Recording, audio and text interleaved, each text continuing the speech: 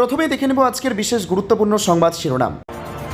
Career শেষ, ওর বিদেশে চলে যাওয়া উচিত, অভিষেকের বিরুদ্ধে ক্ষোভ উগরে দিলেন বর্ষিয়ান নেতা। চমক নয়, বাস্তববাদ, তাজপুরের বদলে দানপাত্র বারে বিকল্প বন্দর গড়ছেন মুখ্যমন্ত্রী শুভেন্দু। মেসিকাণ্ডের নোটিশ পেতেই অরূপ বিশ্বাসের হঠাৎ অসুস্থতা, বিধাননগর থানায় হাজিরা এড়ানো নিয়ে উঠছে একাধিক প্রশ্ন, নেপথ্যে কী আইনি কৌশল? শ্যামাপ্রসাদ ছিলেন বলেই আজ আমরা ভারতে আইনসভার ঐতিহ্য মনে করালেন শুভেন্দু। এবার কি ভাঙবে অভিষেকের ঘর? তৃণমূলের সংসদীয় দলেও বড় ফাটলের জল্পনা। লোকসভায় তৃণমূলের দলনেতার পদ থেকে অভিষেককে হটানোর উদ্যোগ শুরু। গ্রেপ্তার হবেন মমতা? দেশবিরোধী মন্তব্যের অভিযোগে ফের দায়ের এফআইআর। চালকল সিন্ডিকেটের অঘোষিত সম্রাট, কোটি কোটি টাকা আত্মসাতে গ্রেপ্তার অনুব্রত ছায়া সঙ্গে। আমার কাছে এলে রেজিনগর থেকে বিধানসভায় পাঠাতে পারি, মমতাকে অফার হুমায়ুনের। গ্রেপ্তার হবেন অভিষেক, দিলীপ ঘোষের চাঞ্চল্যকর মন্তব্যে তোলপাড় রাজ্য। হার্ট অ্যাটাক তত্ত্ব নিয়ে মমতাকে তীব্র কটাক্ষ বিজেপির। যুবশক্তি প্রকল্পের বড় আপডেট, জুন মাসেই কি মিলবে ৩,০০০ টাকা বেকার ভাতা? জানুন বিস্তারিত। কলকাতায় ওয়াটার মেট্রো, তাজপুর বন্দর নিয়ে আদানির সঙ্গে কথা শুভেন্দুর। কালীঘাটে পরপর ফোন, ঋতব্রত শিবির ছেড়ে দিদির কাছে ফিরতে চাইছেন তৃণমূল এমএলএরা। প্রিয় দর্শক, এবার আসছে বিস্তারিত খবরে। তার আগে ভিডিওটিতে একটি লাইক দিয়ে চ্যানেলটিকে সাবস্ক্রাইব করুন, যাতে পরবর্তী গুরুত্বপূর্ণ খবর পোস্ট করার সাথে সাথে আপনার কাছে পৌঁছে যায়। অভিষেক বন্দ্যোপাধ্যায় এমনটাই বলেন তৃণমূলের বর্ষিয়ান নেতা তথা ইংরেজবাজার পৌরসভার চেয়ারম্যান কৃষ্ণেন্দু নারায়ণ চৌধুরী। তার মতে, চোখের সামনে অভিষেকই শেষ করে দিয়েছেন দলটাকে। অভিষেকের রাজনৈতিক ক্যারিয়ারে আর কোনো ভবিষ্যৎ নেই বলে মন্তব্য করেছেন তিনি। অভিষেক বন্দ্যোপাধ্যায় বলেন, অভিষেককে এবার বিদেশে চলে যেতে হবে, নচেত অন্য ভবিষ্যৎ অপেক্ষা করছে ওর জন্য। ওর রাজনৈতিক ক্যারিয়ার শেষ, এমনকি ডায়মন্ড হারবারের সাংসদ পদও বাতিল হয়ে যাবে বলে মন্তব্য করেছেন তিনি। কৃষ্ণেন্দুর দাবি, তোলাবাজি থেকে শুরু করে সই জালিয়াতি এই সব অভিযোগের জেরেই সাংসদ পদ চলে যেতে পারে অভিষেকের। দলের অন্যতম পুরনো নেতা কৃষ্ণেন্দু, কংগ্রেস থেকে তৃণমূলে আসা নেতা।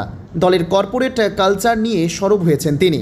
কৃষ্ণেন্দু বলেন, দল নিশ্চিহ্ন হয়ে গেল, সংঘাতের মধ্যে দিয়ে বড় হয়েছে, তবে এমন যে হবে নিজেরাও ভাবতে পারছি না। অভিষেক দলটাকে গ্রাইন্ডিং মেশিনে ফেলে শেষ করে দিল। সূত্রের খবর, লোকসভায় দলনেতা হিসেবে অভিষেক বন্দ্যোপাধ্যায়ের বিরুদ্ধে অনাস্থা প্রকাশ এখন শুধু সময়ের অপেক্ষা। নজরে রয়েছে তৃণমূলের সংসদীয় টিম। সূত্রের খবর, দলীয় নেতৃত্বের সঙ্গে যোগাযোগ রাখছেন না একাধিক সাংসদ, সেখান থেকেই বেড়েছে জল্পনা। এদিকে রাজ্যে বিধানসভায় বিরোধী দল হিসেবে স্বীকৃতি পাওয়া তৃণমূলের ৯০ ব্লক স্পষ্ট করে দিয়েছে যে বিধানসভার সঙ্গে অভিষেকের কোনো সম্পর্ক নেই। চমক নয়, বাস্তববাদ, তাজপুরের বদলে দাদন পাত্রবারে বিকল্প বন্দর গড়ছেন মুখ্যমন্ত্রী শুভেন্দু। রাজনীতিতে সস্তার চমক দেওয়া এক জিনিস, আর মাটিতে পা রেখে মানুষের স্বার্থে বাস্তবসম্মত সিদ্ধান্ত নেওয়া আর এক জিনিস। বৃহস্পতিবার নবান্ন থেকে এক ঝটকায় দীর্ঘদিনের অবাস্তব ফানুসটি ফুটো করে দিলেন বাংলার দূরদর্শী মুখ্যমন্ত্রী শুভেন্দু অধিকারী।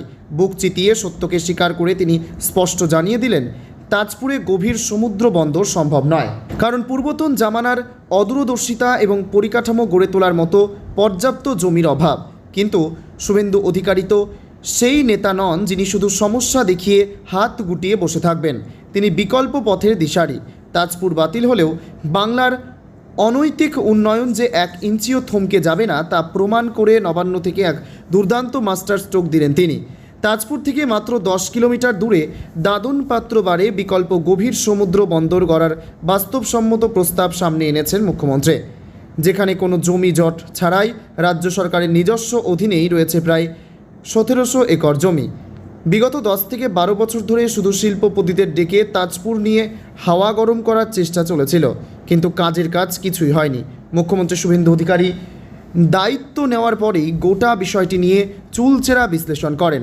তিনি সরাসরি আদানি গ্রুপের ম্যানেজিং ডিরেক্টর করুণ আদানির সঙ্গে মুখোমুখি বৈঠক করেন এবং তাদের প্রতিনিধি দলকে এলাকা পরিদর্শনে পাঠান।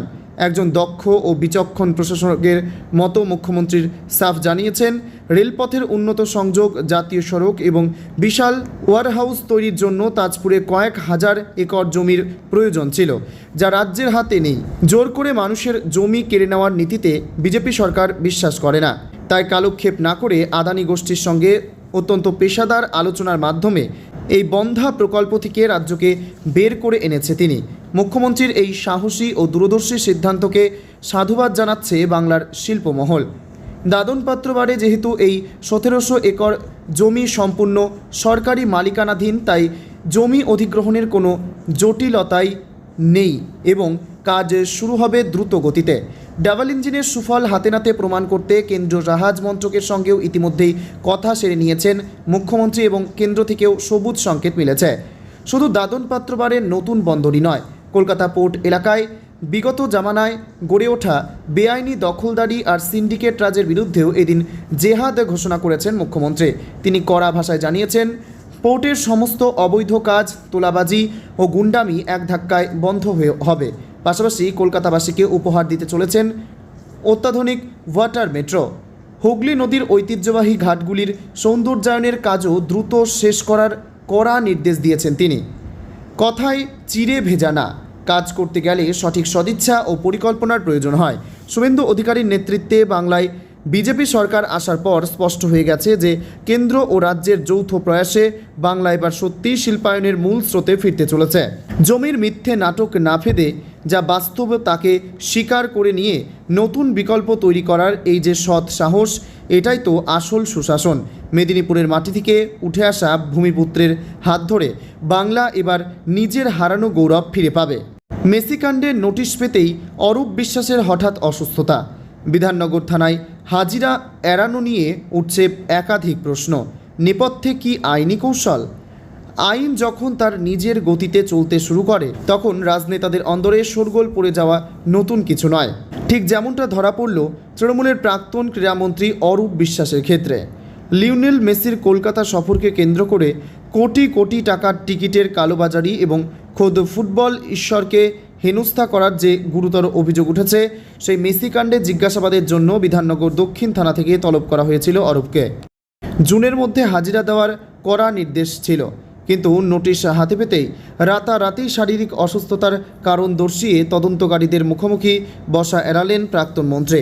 আর এই ঘটনাকে ঘিরেই রাজনৈতিক মহলে শুরু হয়েছে তীব্র কটাক্ষ এবং রসালো চর্চা। তৃণমূল জামানার একাধিক ফাইল যখন নতুন করে খুলছে, তখন রাজ্যবাসীর মনে কিছু জ্বলন্ত প্রশ্ন ওঠা স্বাভাবিক।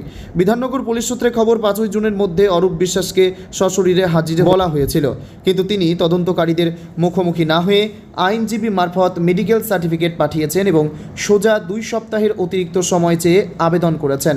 ওয়াকিবহল মহলের বড় অংশের মতে আদালতের থেকে কোনো আইনি রক্ষা কবচ বা আগাম জামিন পাওয়ার মরিয়া চেষ্টা চালাতেই এই সময় কোনো কৌশল নেওয়া হচ্ছে। অনুষ্ঠানের মূল উদ্যোক্তা শতদ্রু দত্তের এফআইআরের বয়ান অত্যন্ত চাঞ্চল্যকর। তার অভিযোগ, ক্ষমতার প্রভাব খাটিয়ে জোরপূর্বক 22,000 কমপ্লিমেন্টারি টিকিট এবং ভিআইপি পাস আদায় করা হয়েছিল, যা পরে কোটি কোটি টাকায় কালোবাজারি করা হয়। শুধু তাই নয়, মাঠে বহিরাগতদের তাণ্ডবে খোদ লিওনেল মেসি চরম নিরাপত্তাহীনতায় ভোগেন এবং নির্ধারিত সময়ের আগেই মাঠ ছাড়তে বাধ্য হন বলে অভিযোগ জানানো হয়েছে। বাংলার ক্রীড়াপ্রেমী মানুষের আবেগকে বিশ্বমঞ্চে ধুলোয় মিশিয়ে দেওয়ার এই অভিযোগের শেষ কোথায়? রাজ্যের রাজনৈতিক পট পরিবর্তন হওয়ার পরই এই ধামাচাপা পড়ে থাকা মেসি কাণ্ডের ফাইল নতুন করে গতি পেয়েছে। এই আইনি পদক্ষেপের জন্য শতদ্রু দত্ত স্বয়ং বর্তমান বিজেপি নেতৃত্ব, রাজ্যের মুখ্যমন্ত্রী শুভেন্দু অধিকারী এবং বর্তমান ক্রীড়ামন্ত্রী নিশীথ প্রামাণিককে ধন্যবাদ জানিয়েছেন। বিজেপি শিবিরের স্পষ্ট বার্তা, অপরাধ করে পার পাওয়ার দিন এবার শেষ। যারা ক্ষমতার অলিন্দে বসে ফুটবল তারকাকে নিয়ে নোংরা রাজনীতির অভিযোগের কাঠগড়ায়, আজ তদন্তকারী সংস্থার ডাক আসতেই তাদের শারীরিক অসুস্থতার চিঠি পাঠাতে হচ্ছে। মেডিকেল সার্টিফিকেট দেখিয়ে সাময়িকভাবে হয়তো কয়েকটা দিন সময় পাওয়া যাবে, কিন্তু বাংলার কোটি কোটি ফুটবল প্রেমীর মানুষের মনে যে ক্ষোভের সৃষ্টি হয়েছে, সেই জনতার দরবার থেকে কি পার পাওয়া সম্ভব? তদন্তের পরবর্তী পদক্ষেপই বলে দেবে এই অসুস্থতার মেয়াদ আর কত দিন স্থায়ী হয়। তবে তৃণমূল শিবিরের দাবি, এই সমস্ত অভিযোগই সম্পূর্ণ রাজনৈতিক উদ্দেশ্য প্রণোদিত এবং ভিত্তিহীন। শ্যামাপ্রসাদ ছিলেন বলেই আজ আমরা ভারতে আইনসভার ঐতিহ্য মনে করালেন শুভেন্দু। শ্যামাপ্রসাদ মুখোপাধ্যায় না থাকলে আমরা বাংলাদেশের মতো ইসলামিক একটা দেশে যুক্ত হয়ে যেত। বঙ্গ বিধানসভার ঐতিহ্যের কথা তুলে ধরেই এভাবেই শ্যামাপ্রসাদের আবেদনের কথা তুলে ধরলেন মুখ্যমন্ত্রী শুভেন্দু অধিকারী। বৃহস্পতিবার কেন্দ্রীয় সংসদীয় বিষয়ক মন্ত্রক, রাজ্য সরকার এবং কেন্দ্রীয় পশ্চিমবঙ্গের বিধানসভার মধ্যে ন্যাশনাল ই-বিধান অ্যাপ্লিকেশন বাস্তবায়নের লক্ষ্যে একটি মৌ স্বাক্ষর হয়। যেখানে ডিজিটালাইজেশনে জোর দেওয়ার কথা বলা হয়েছে। আর সেখানেই এদিন শ্যামাপ্রসাদের আবেদনের কথা তুলে ধরেন মুখ্যমন্ত্রী। সাংবাদিক বৈঠকে এদিন শুভেন্দু অধিকারী বলেন, শ্যামাপ্রসাদ মুখোপাধ্যায় ছিলেন বলেই আজ ভারতের সঙ্গে বাংলা, না হলে বাংলাদেশের মতো ইসলামিক স্টেটের সঙ্গে যুক্ত হয়ে যেত। তার কথায় 1947 সালে বাংলার এই বিধানসভাতেই অন্তর্ভুক্তির জন্য রেজুলেশন নিয়ে এসেছিলেন। সেই সময় 58 জন তাকে সমর্থন করেছিলেন। তারা বলেছিলেন, আমরা তো হিন্দু সংখ্যাগরিষ্ঠ, আমরা পাকিস্তানের সঙ্গে কেন যাব? আর এভাবে তিনি আমাদের বাঁচিয়েছিলেন, মন্তব্য মুখ্যমন্ত্রীর। ফলে এই বিধানসভার গুরুত্ব অপরিসীম বলেও ব্যাখ্যা তার। আর এমন একটা বিধানসভার আধুনিকীকরণ একটা প্রয়োজন, সেই কথাও এদিন তুলে ধরেন মুখ্যমন্ত্রী। পূর্বতন তৃণমূল সরকারকে আক্রমণ করে মুখ্যমন্ত্রী বলেন, আগের সরকার কোনো কেন্দ্রীয় প্রকল্পে যুক্ত হয়নি। সেই তালিকায় ছিল ওয়ান নেশন ওয়ান অ্যাপ্লিকেশনের মতো প্রকল্প, যা অনেক বেশি স্বচ্ছ এবং আধুনিক। রয়েছে একাধিক ডিজিটালাইজেশনের সুবিধা। শুভেন্দুর কথায়, এখনও পর্যন্ত এই বিধানসভায় কাগজে ভোট হয়, ইলেকট্রনিক সিস্টেম এখনও কাজ করে না। এমনকি এত বড় বিধানসভা হওয়া সত্ত্বেও এখানে লাইভ স্ট্রিমিং হয় না। এ বিষয়ে আগের সরকার কোনো পদক্ষেপ নেয়নি বলে তোপ মুখ্যমন্ত্রীর। এবার কি ভাঙবে অভিষেকের ঘর? তৃণমূলের সংসদীয় দলের বড় ফাটলের জল্পনা। রাজ্য বিধানসভার পর এবার লোকসভাতেও তৃণমূল কংগ্রেসের সংসদীয় দলে বড়সড় ভাঙনের জল্পনা তীব্র হয়ে উঠেছে। রাজনৈতিক মহলের গুঞ্জন, সংসদের আসন্ন বাদল অধিবেশনের আগেই দলটির একদল সাংসদ দলত্যাগের প্রস্তুতি চূড়ান্ত করে ফেলেছেন। প্রাথমিক সূত্রে খবর, প্রথম দফায় প্রায় 12 জন সাংসদ দল ছাড়তে পারেন। এর পাশাপাশি আরও অন্তত 6 জন সাংসদ একই পথে হাঁটার প্রক্রিয়া শুরু করেছেন, যাদের মধ্যে কয়েকজন তৃণমূল শীর্ষ নেতৃত্বের অত্যন্ত ঘনিষ্ঠ বলে পরিচিত। লোকসভায় দলনেতা অভিষেক বন্দ্যোপাধ্যায় এবং সামগ্রিক সংসদীয় দলের সভানেত্রী মমতা বন্দ্যোপাধ্যায়ের জন্য এটি একটি বড় রাজনৈতিক ধাক্কা হতে চলেছে বলে মনে করছে বিশেষজ্ঞরা। দলবদল ও আইনি কৌশল। রাজনৈতিক বিশ্লেষকদের মতে দলবদল বিরোধী আইনি জটিলতা এড়াতে সুনির্দিষ্ট কৌশল নিয়ে এগোচ্ছে ক্ষুব্ধ সাংসদদের এই গোষ্ঠী। আইন অনুযায়ী দলত্যাগ ঠেকাতে প্রয়োজনে 2/3 সাংসদের সমর্থন জোগাড়ের চেষ্টা চলতে, যাতে তাদের সদস্যপদ খারিজ না হয়। ধারণা করা হচ্ছে এই সংখ্যাটি 18 বা 19 জনে পৌঁছালে তা আইনি জটিলতা মুক্ত হবে। কৌশলগত কারণে সম্ভাব্য দলত্যাগীদের নাম এখনই প্রকাশ করা না হলেও এই তৎপরতার নেপথ্যে অপারেশন লোটাসের ছায়া দেখছেন রাজনীতি কারবারিরা।